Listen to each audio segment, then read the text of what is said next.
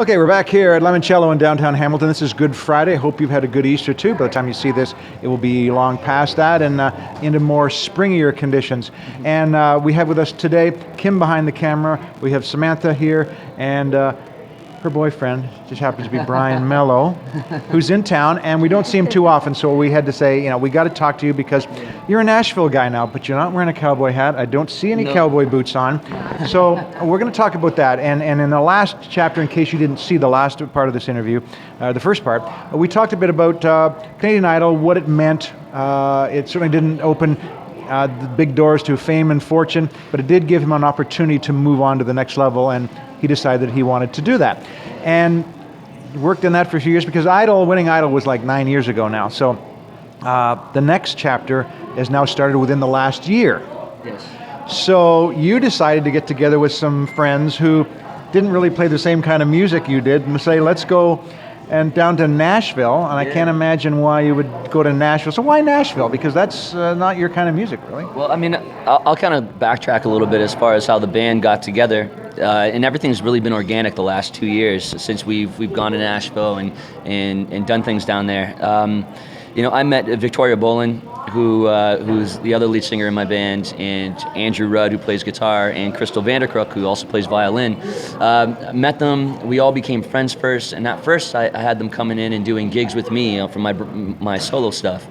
And then this friendship really started to evolve, and we would work on each other's music, write with each other, and it got to a point where we felt this amazing chemistry between the four of us. And I got to a point in my life, I kind of hit a crossroads in 2012, going into 2013, where I didn't know what I wanted to do. Did I want to continue with music? Did I want to just do a completely different, whole new chapter in my life? And so I was at a crossroads, and Nashville just came to mind. And I wrote this heartfelt letter to the band, and I said, before we were a band, but I wrote a letter to them saying, guys, I really feel we should go to Nashville, give this a shot. What do you think? And funny enough, the guy... You said Nashville? No, actually, funny enough, they 2 days earlier, they were having the same conversation. So they took that as validation and said, you know what, in a few months, let's get our things and let's go down there. And we decided to come up with a name for the band, which was Apollo's Crown. And we hopped in a minivan and started driving to Nashville and with no expectations, and we didn't resist anything.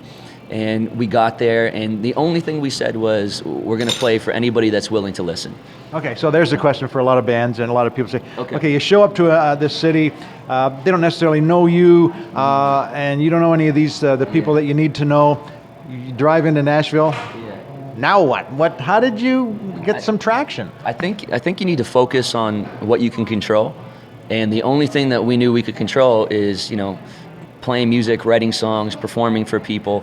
What comes from that, we don't know, but we felt that if it comes from the right place, if they could feel our passion, our drive, and see our talent, that something would come out of it.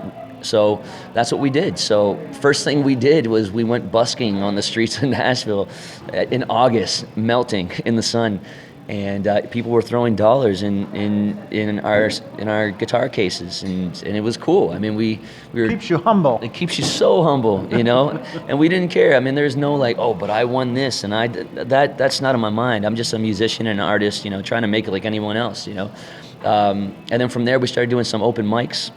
People started seeing us at the open mics, and there was someone at one of our shows that really, really took to us and wanted to manage us at the time.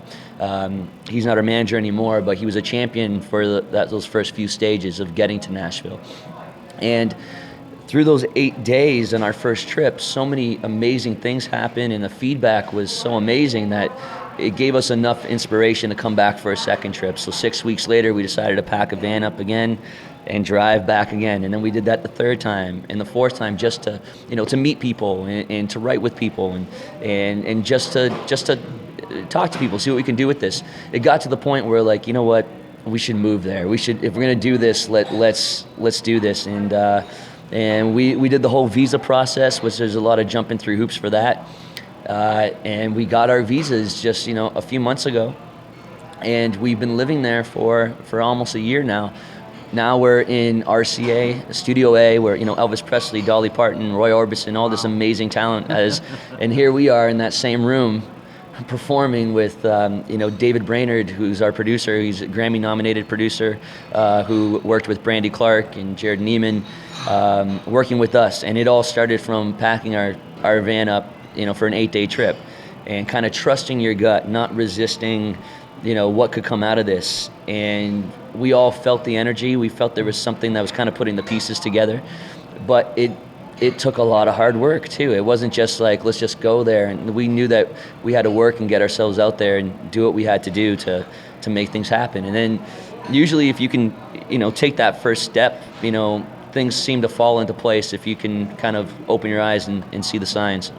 And along the way, not only hard work, but also things have to fall into place. I want to just to talk a bit about the Bluebird scenario. This is just one thing that sort of told you, this is where we need to be. Yeah, we were in the Bluebird Cafe in Nashville. A lot of people have heard of it. It's a legendary place. It's a hole in the wall, and there's probably could probably fit only 100 people.